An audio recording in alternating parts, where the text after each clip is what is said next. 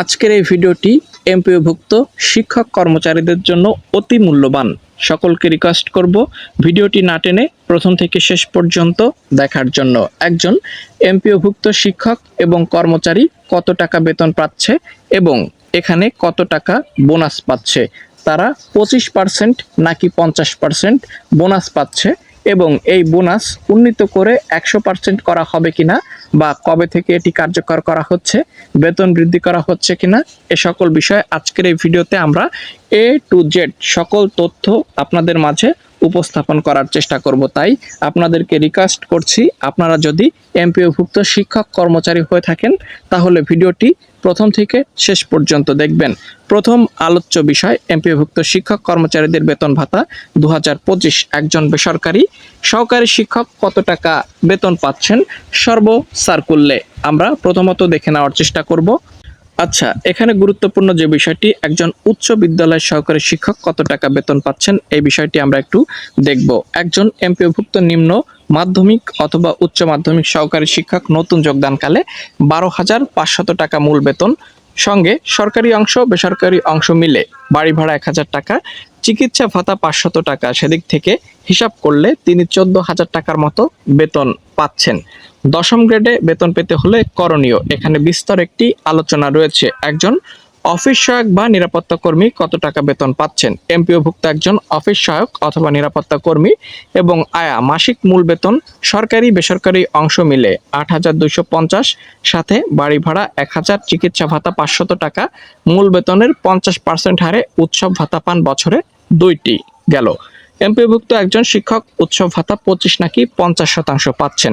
এটি কিন্তু খুবই মূল্যবান একটি তথ্য।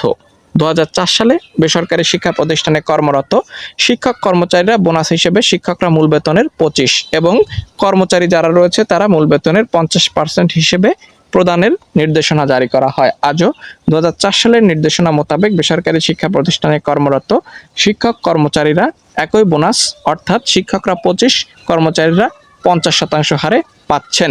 তাহলে এই যে বোনাস শিক্ষকদের 25% এবং কর্মচারীদের 50%, এটি উন্নীত করা হবে কিনা বা এখানে 100% করা হবে কিনা শিক্ষক এবং কর্মচারীদের জন্য, এটি কিন্তু খুব ভালো একটি বিষয়। বৈশাখী বা বাংলা নববর্ষ ভাতা পান কি এরা? তো এখানে কিন্তু এ বিষয়ে একটি গুরুত্বপূর্ণ আপডেট রয়েছে।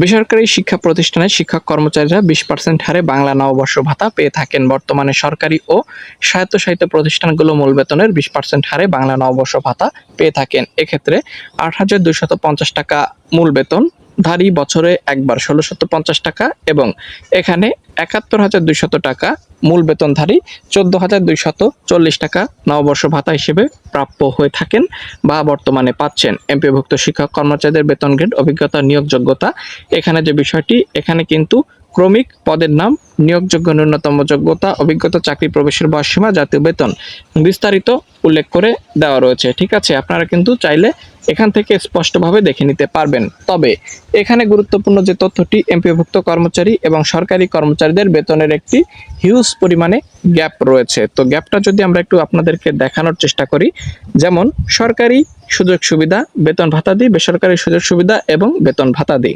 প্রথমত সরকারি শিক্ষক কর্মচারীদের মূল বেতন গ্রেড জাতীয় বেতন স্কেল 2015 মোতাবেক, সেখানে বেসরকারি শিক্ষক কর্মচারীর বেতন দেখতে পাচ্ছেন 2015 মোতাবেক। বাড়ি ভাড়া উপজেলা মূল বেতনের 45, 50, 60%, এখানে বাড়ি ভাড়া নির্ধারিত শুধুমাত্র 1,000 টাকা। চিকিৎসা ভাতা 1500, এখানে এমপিওভুক্তদের জন্য 500 টাকা। বৈশাখী ভাতা 20%, এখানে বৈশাখী ভাতা 20%। উৎসব ভাতা যেখানে শতভাগ উৎসব ভাতা, এখানে শিক্ষকদের 25, কর্মচারীদের 50।